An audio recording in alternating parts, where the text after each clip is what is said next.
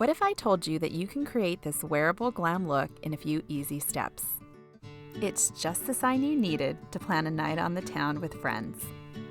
I'm Lauren Snow, and this is a Night on the Town makeup tutorial. First things first, wash or sanitize your hands. Bacteria is a no-no on the skin. And while we're on the topic of skin, here's a PSA. Makeup only looks as good as the skin underneath it. Before every big event or a night out, I always suggest a dermaplane service. It's a manual exfoliation that removes peach fuzz and helps with skin texture. Makeup looks absolutely amazing after. Before makeup, it's always best to hydrate and prep your skin. Whether your skin type is normal, combo, oily, dry, or sensitive, there's a moisturizer for you. Now that our skin's prepped and our plans are made, let's create this look. Items you'll need to create this look are makeup brushes, concealer and color corrector, foundation and contour and highlight palette, translucent powder, blush, brow kit, eyeshadow, eyeliner, mascara and lashes, and of course, lipstick. Let's start by applying an eyeshadow base, followed by translucent powder to help set the product in place. The next step that I want to talk about is color correction. What is color correction? Color correction is the method of using complementary colors directly opposite in the color spectrum to cancel out the look of skin discoloration. Before we can truly understand color correction in makeup, we need to understand color theory. Makeup is an art form, and just like painting, knowing the color wheel is essential for good application. To do this, you simply pick any color on the color wheel and find the one directly opposite. For example, red and green, blue and orange, purple and yellow. Let's get back to color correctors and how they can help us. When we see surface imperfections, we can utilize color correctors to help minimize the appearance. Let's talk about my favorite color concealer, which is yellow.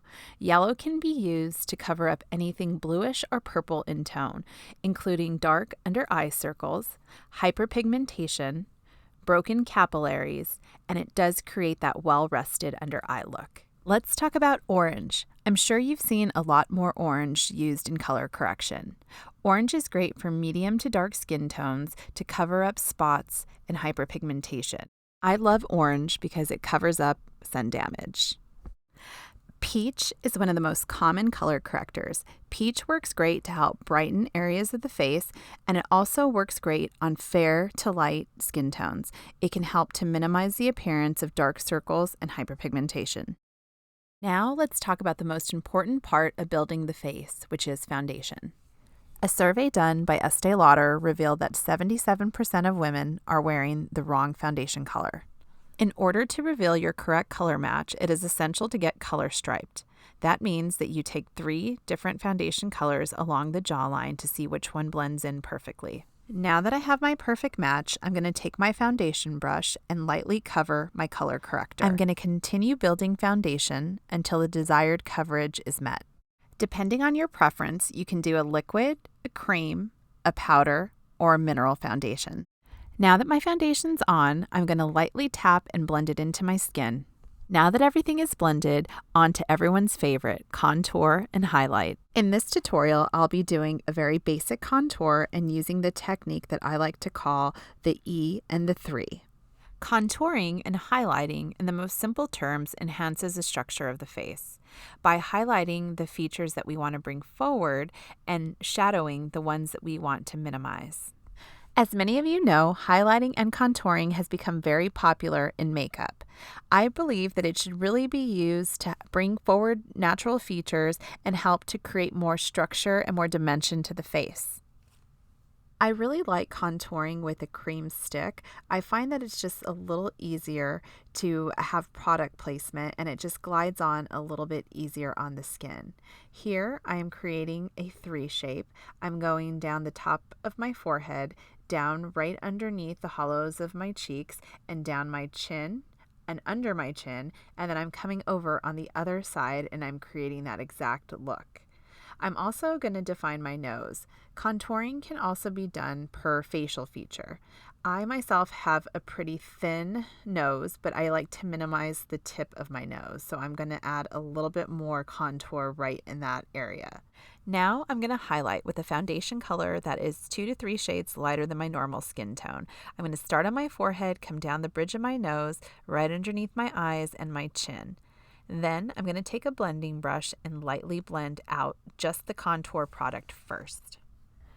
When selecting contouring and highlighting products, you want to be sure to select products that don't have any shimmer.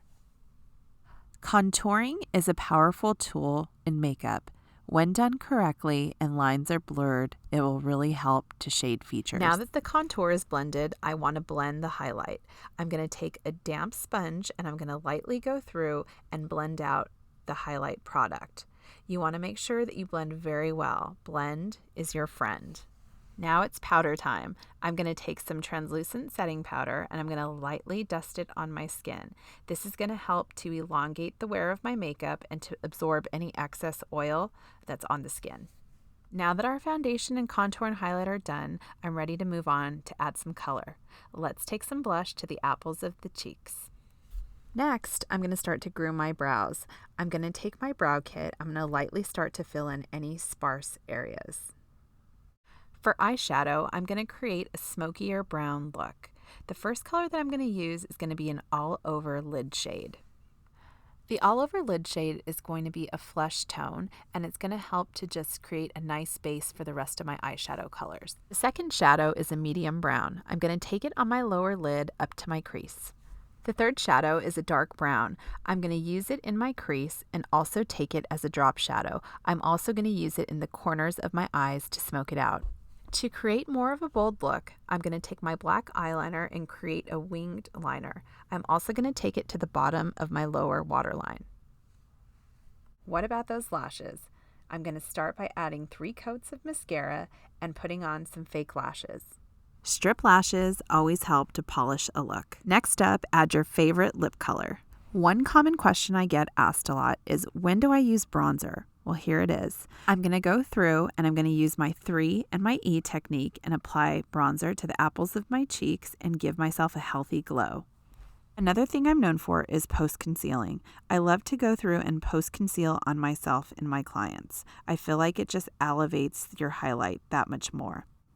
Now I'm going to go through and I'm going to add a luminizer. A luminizer is like a highlighter, but it has shimmer. I'm going to go through and just give myself a dewy complexion. And what do you think? I'm all set. I'm ready for a fun night on the town with a wearable glam look that I would definitely wear. It's not too much and it's just enough. I'm Lauren Snow. Thank you so much for watching. Stay lovely. For more skin and beauty tips, find me at Lauren Snow Beauty.